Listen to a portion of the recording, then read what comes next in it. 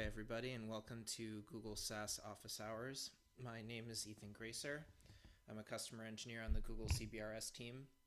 My role is to help all of our customers understand how the SAS works, troubleshoot any technical issues, and more broadly provide context and guidance for using CBRS. Today's session will be about 30 to 50 minutes. I'll spend 10 to 20 minutes discussing how EIRP limits for CBSDs are implemented in a SAS. And after I've completed the presentation, I'll open up the floor to questions. You'll notice that there's a chat window to the right of this video.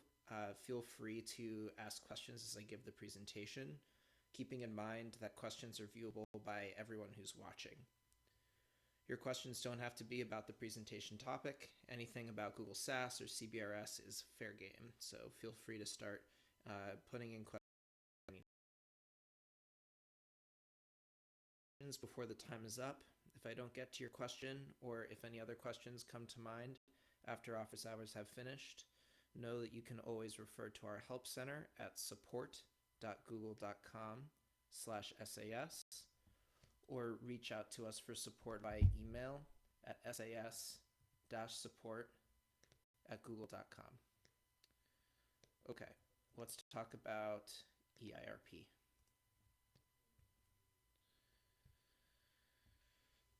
So this is a very common question that we're getting both from customers and from device vendors. So I wanted to take some time to really dig into how the WIN Forum and the FCC have decided that SASs enforce and implement EIRP restrictions on devices. So the easiest way to break this down is that there are two places in the SAS CBSD protocol that we're really looking at EIRP. The first is in the registration request, and we refer to the EIRP in the registration request as EIRP capability.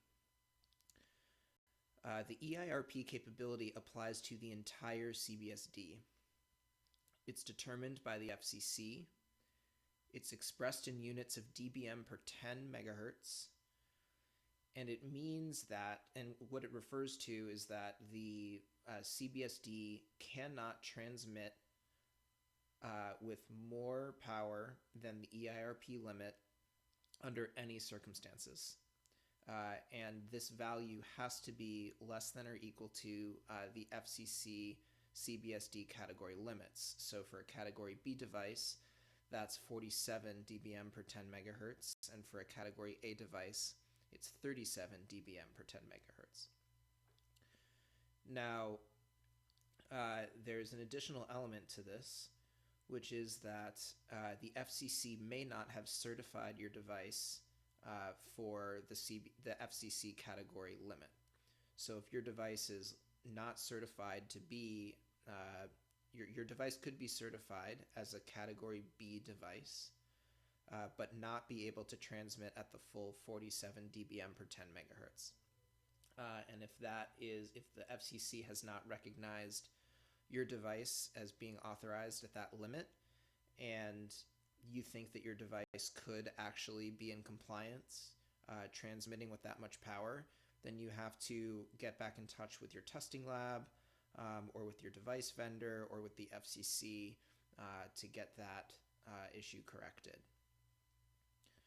Okay, so that's looking at the registration request. So the second place that the SAS looks at EIRP is during the grant request.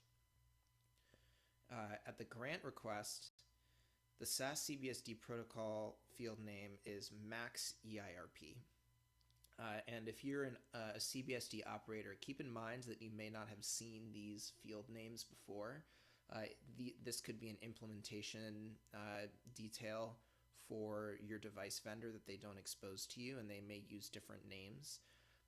So if you have questions about how these names apply to your CBSD, just reach out to your device manufacturer for clarity.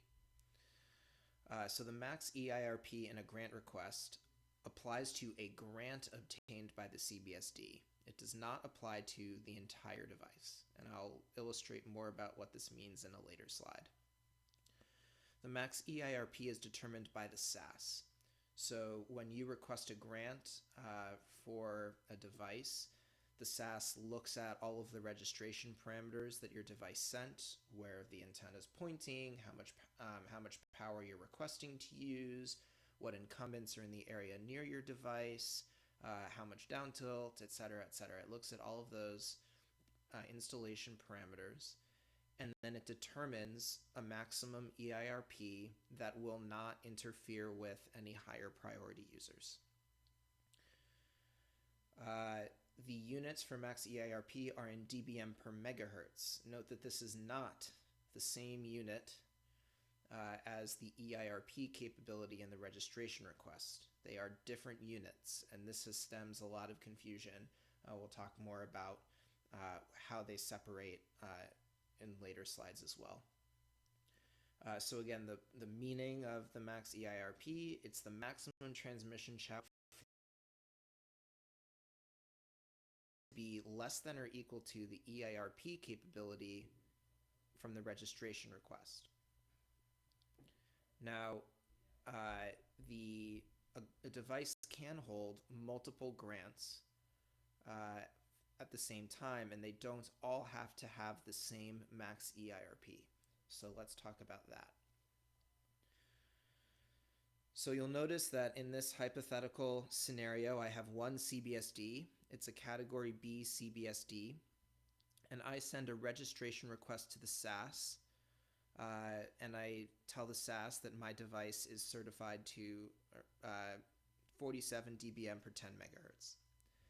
And the SAS double checks that value against the FCC database, and it says, yes, your device is certified to 47 dBm per 10 megahertz. You may proceed to request grants.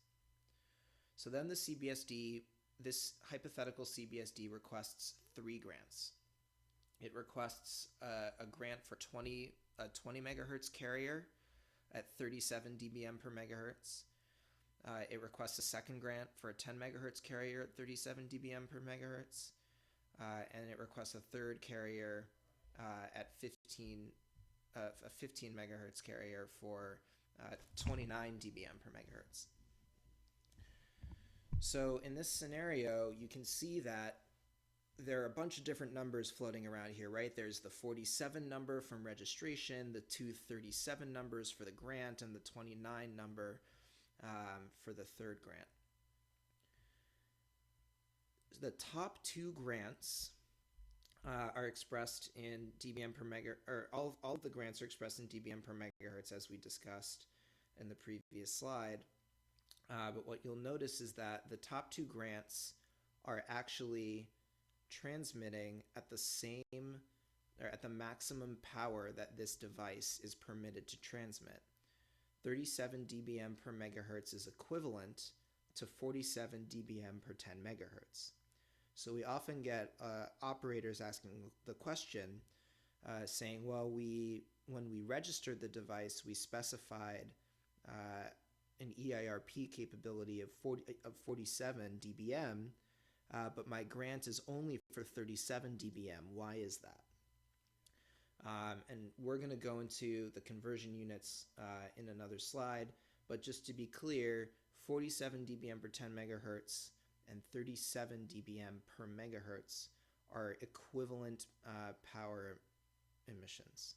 Okay, so if you register a category B device at 47 dBm per 10 megahertz, you are getting the maximum. If you open up the SAS portal and you see that you have a grant for 37 dBm per megahertz. All right, so this is what a grant looks like in the SAS portal, right? If you go to your device screen and you click on the Grants tab, you will see something that looks like this. And here you'll see that we have a 20 megahertz grant from 3550 to 3570, and that grant has a max EIRP of 34 dBm per megahertz. Now, Some of you may be thinking, well, this is a 20 megahertz carrier. 34 dBm is not that much. A 20 megahertz carrier has the capacity for up to 50 dBm. So how do we reconcile these numbers? And again, this is a question of unit conversion.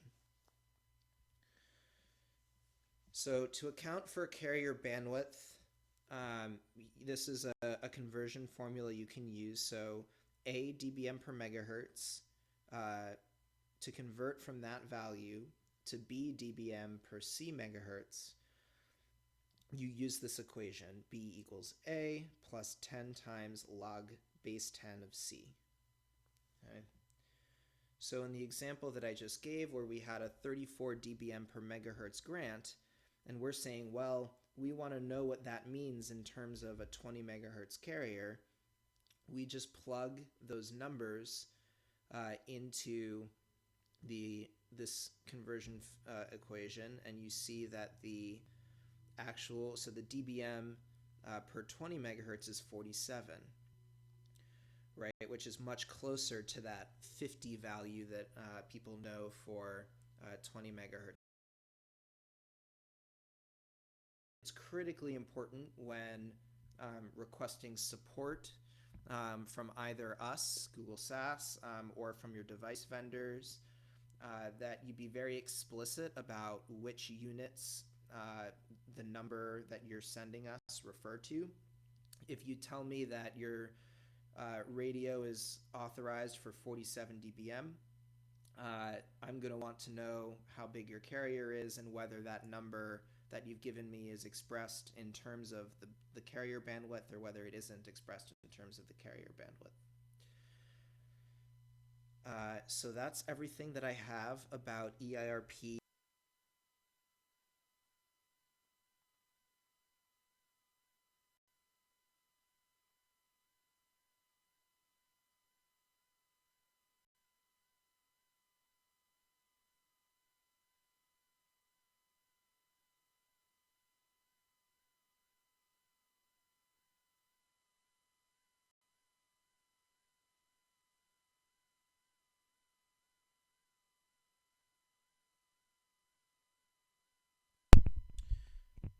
Hi, Stephen. So we got a question about the different kinds of CBRS device categories. So the question was, the two main categories are Category A and Category B CBSDs. And I talked about that a little bit earlier in terms of the different EIRP restrictions. And then Stephen is asking, what about cell phone devices that operate below those levels? Where do they fall? And do they fall into a different category? So this is a great question. So cell phones are actually not considered to be CBSDs. A CBSD is a transmitter that is sending out a signal. So if you're a wireless internet service provider, as an example, your CBSDs would be both a central base station as well as your CPE, your customer premise equipment, right? But if you are kind of a mobile provider and you want to have a signal or send a signal from a base station directly to cell phones, cell phones are not considered CBSDs, and so they are neither Category A nor Category B devices. Cell phones are considered what we call end user devices in the CBRS ecosystem. You may also know it as UE, user equipment in the mobile network world. And those devices have different restrictions. So the FCC rules, Part 96, Section 41 describes the general radio requirements for the different devices operating in the CBRS band. And an end user device has a maximum EIRP of 23 dBm per 10 megahertz, which is substantially less than the 30 dBm per 10 megahertz, which is the limit for Category A. So that's kind of the distinction, is that an end user device has a much lower maximum EIRP than a CBSD would, and also end user devices don't have to be fixed.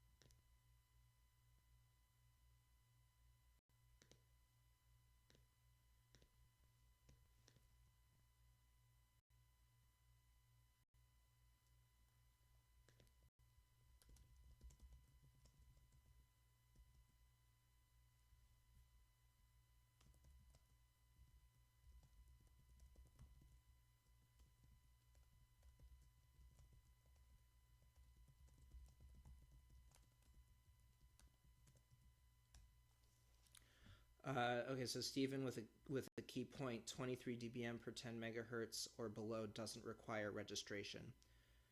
I want to be super clear that what matters is not the power output that you are authorized to use. What matters is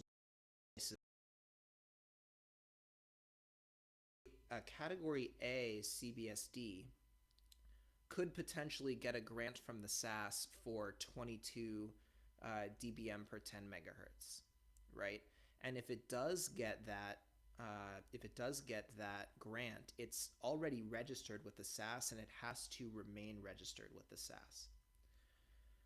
End user devices are certified by the FCC.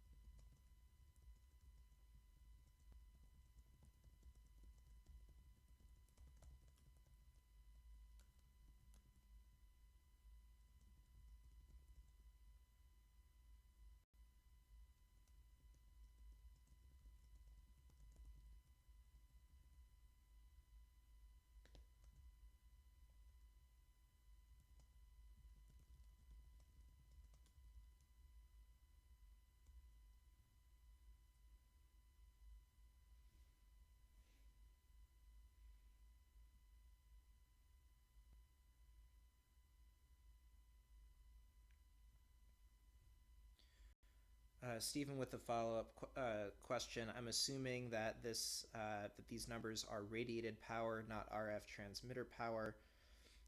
If not, then you can use an antenna to get higher distance. Is that right? That is correct. So these values refer to total radiated power, and devices, CBSDs, are actually certified by the FCC according to the antenna which is used during certification. So you're not technically permitted to swap out an antenna for a radio unless you're swapping it out for an antenna that is also certified with that radio as a CBSD by the FCC. So the FCC does impose the requirement based on the radio and antenna combination, not based on them individually.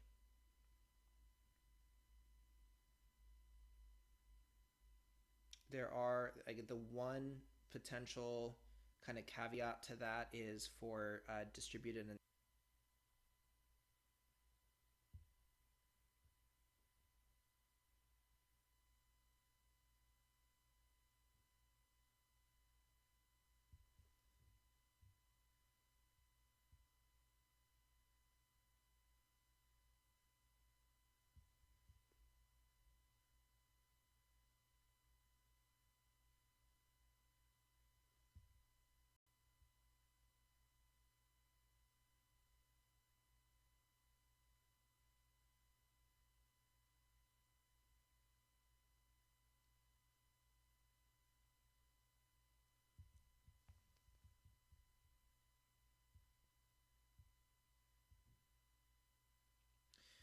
Yeah, I think the difficult thing about the most difficult thing about the CBRS ecosystem right now, Stephen, is that uh, there's so much documentation in so many different places, and I think as companies are spinning up, we're all still working